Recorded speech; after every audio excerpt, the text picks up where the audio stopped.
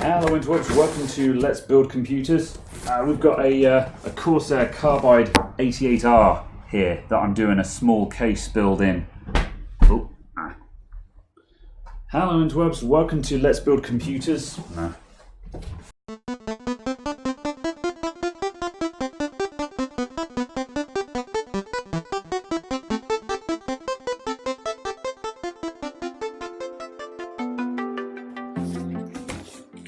Hello interwebs, welcome to Let's Build Computers. I've got a Corsair Carbide 88R here that I'm building a cheap little gaming computer into. I haven't seen an 88R yet, but I needed to build this computer down to a pretty low price, and I was looking for a decent case for less than 50 quid. And I saw this one here, and it's basically a baby version of the Corsair 100R.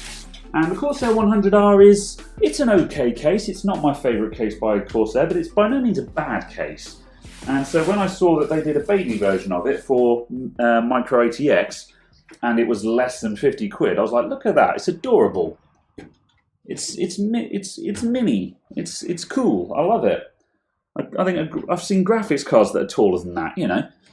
So I thought, yeah, let's build it on one of these.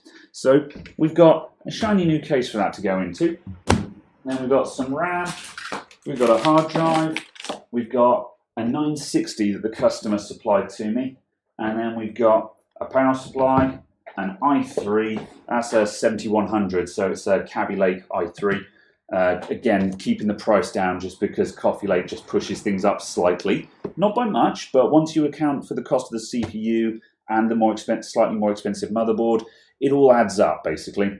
And then we've got a micro ATX motherboard for this i3 as well. And I think that's everything. So I'm going to unbox all of this stuff. I'm going to be a good boy, unbox everything, get all the packaging out of the way, and that's going to make my life easier. So let's get everything out.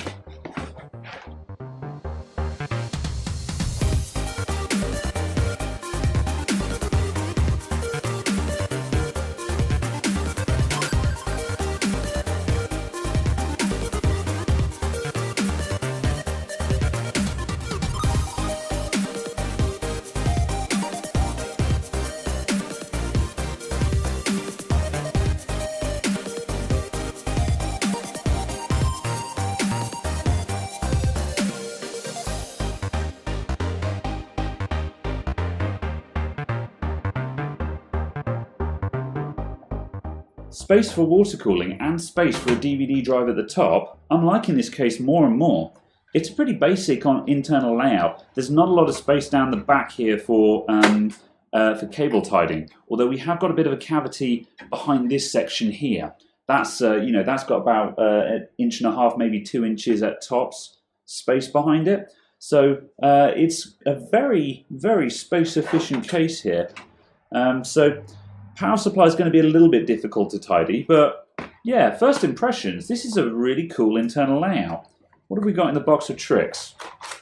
We've got some more rails for hard drives, and we've got a stash of screws and some zip ties. Nice. So we've got one USB 3 front port and one USB 2 front port. That seems to be an annoying thing. I see zero reason not to have two front USB 3 ports on this. That's kind of annoying. You've got one blue port and one black. And it's like, why didn't you just put in just a dual USB 3 header there? That's really frustrating. But it's a slightly older design.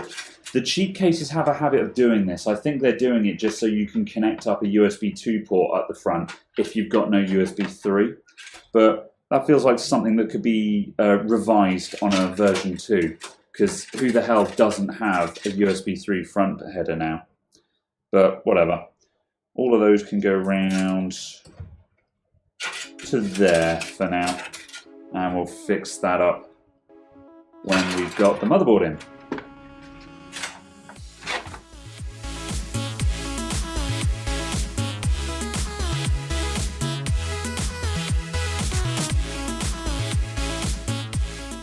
Right, we've got one standoff that's in the wrong place, so let's just back the motherboard out and move him across. bit of a daft place to leave it really, given the size of the boards we're fitting, but well, worst things that can happen.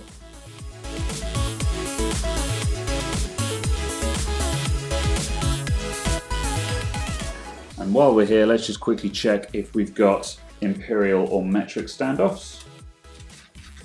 Those are imperial, so we're using the coarse thread screws.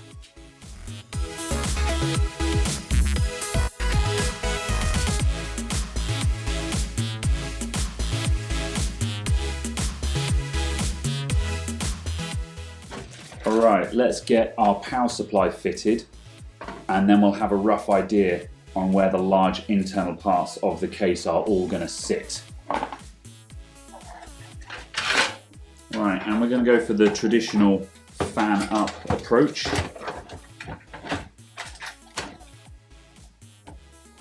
Oh! This case will not actually allow me to mount the power supply with the fan facing into the case because of how close the connector is to the side of the power supply. So we're actually going to have to do this fan side down. My regular viewers will know how much this pains me. Not the end of the world.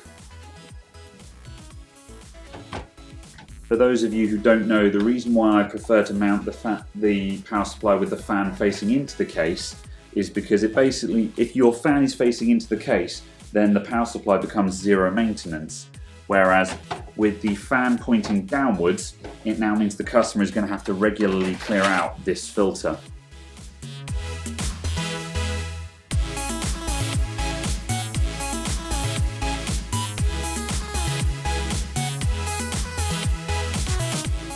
Alright, let's get the noodly bros all connected up, and then we can pull back the excess on these wires and zip tie it behind the motherboard tray.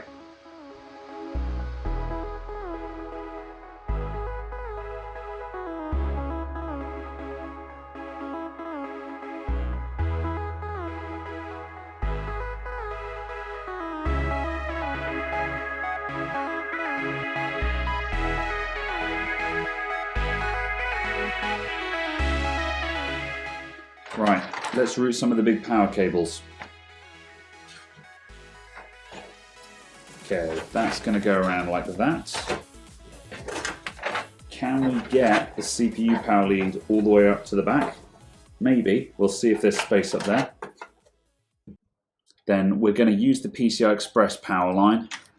We're going to need a serial ATA power line to the hard drive cage. We'll run that one out the back, so we can have it wired around the back of the hard drive for tidiness. And then I think the rest of these guys are not being used. So I'm going to run these out the back of the case as well, and we'll see if we can hide all of those.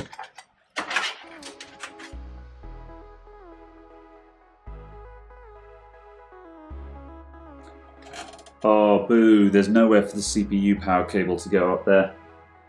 And there's not enough clearance for me to sneak it in either. I wonder if we can go up the back here and then along the top of the motherboard. That might hide it. I think that would work.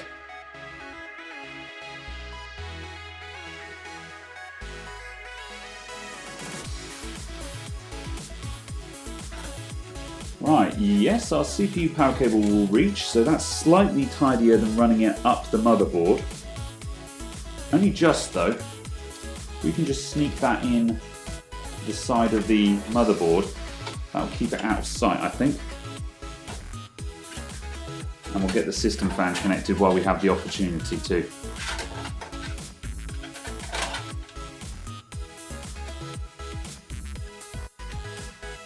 Right, and now I think I'm going to put in the hard drive cage now. Normally I do the hard drives sort of last, but that's not because of any particular reason, it's just because I always forget about them. But the hard drive cage is kind of in the way here, and I want to get it in place so then I can really tidy those cables out of sight. So this has come with some really cheap plasticky hard drive rails, but they actually kind of just click onto the drive quite nicely. No screws, genuinely toolless design. I'm a big fan of stuff that actually doesn't require tools. Oh, I'm going to turn that round though, because I want the connectors to be at the back of the case. So then that makes cable tidying super nice. So it's going to sit in like that.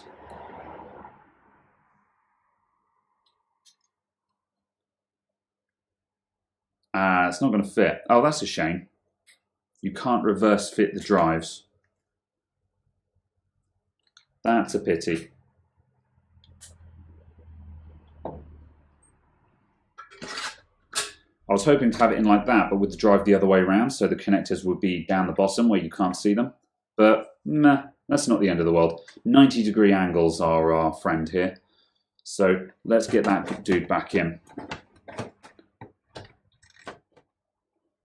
Right, I think we can start dropping in some of the some big components now, and we can plug that into there, and that's our hard drive now powered up. We've just got to run a SATA cable around the back there. We'll do that. Actually, let's do that now before we put the graphics card in. Let's be a goodie. Running SATA cables is really boring, but it's got to be done.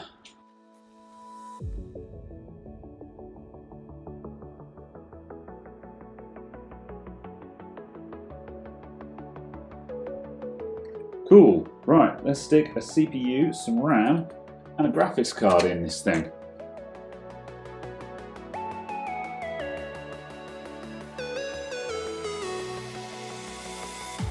Looking to the stars, waiting for a sign that the day will come when someone will be mine. And there I go again, I'm holding on to hope. And if the world is gone, how will I ever know?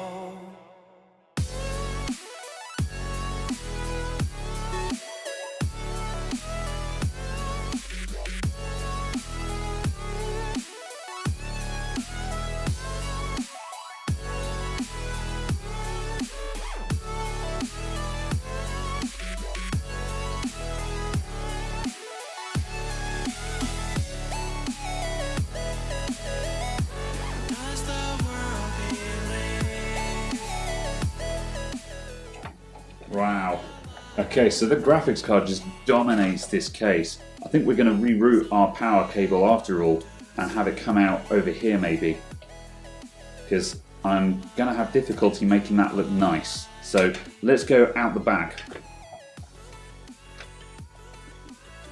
These PCI Express power cables can be some of the hardest to actually tidy effectively.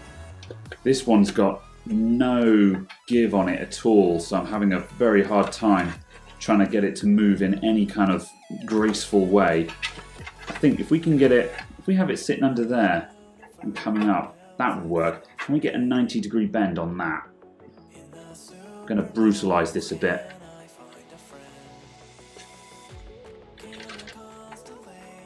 I think that's going to work. Then let's just tidy up the extra connector that we don't need.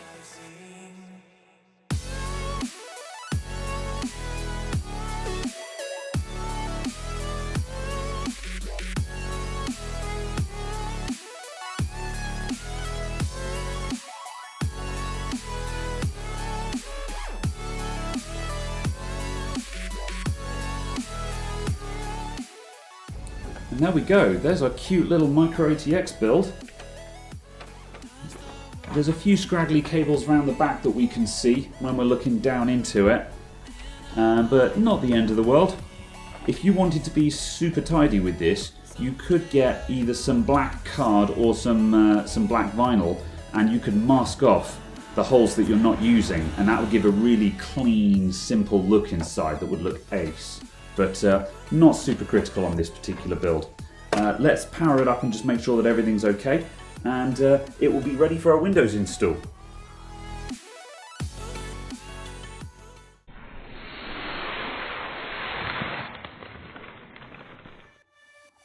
So there we have it, guys. That is the Corsair 88R, and I'm super impressed with this case. I think it's fantastic.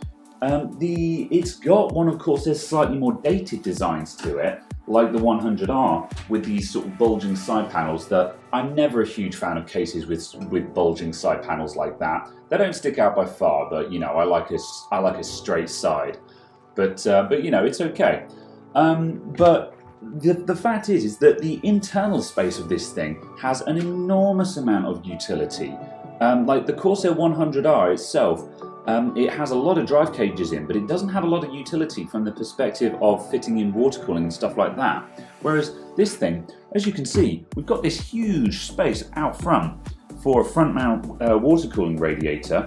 We've also got 220mm fan mounts at the top, although I'm not convinced you can fit a water cooler up there. I think you're going to have a bad time if you try that. But you could front mount your water cooling rad, still have space for two 3.5-inch drives, and on top of that, these spaces back here, you can put 2.5-inch drives like SSDs on the other side of those. So you can get 4 drives and you know, 240mm water cooling, plus fans up the top and at the back, all in this tiny little micro ATX case. So yeah, a huge amount of utility. Blown away. And on top of that as well, we still have space for a DVD drive if you want one as well. And I really like this. I want more cases to have just that single DVD drive cage up the top with a nice flat blanking panel on the front. If you're building a show computer, then you're not going to use this, but for a builder's case, where I still routinely have customers who request DVD drives because they either want to watch films on the computer or they're just still using it for legacy software or something like that, this is really handy to be able to have a reliable case that has a DVD drive bay. So if the customer requests it, I can just whack in a DVD drive and it just goes straight in. Cable tidying, not ideal. There is some space there, but the cable tidy space is completely dependent on that side panel bulge. That is your cable tidy space. So, but even then, without having any SSDs behind this section here, I did have space to bury all of my cables back here. So as you can see, we've actually ended up with a fairly tidy build. So yeah, I'm really happy with this build. Thank you very much for watching, everyone. I will see you all next time. Goodbye for now.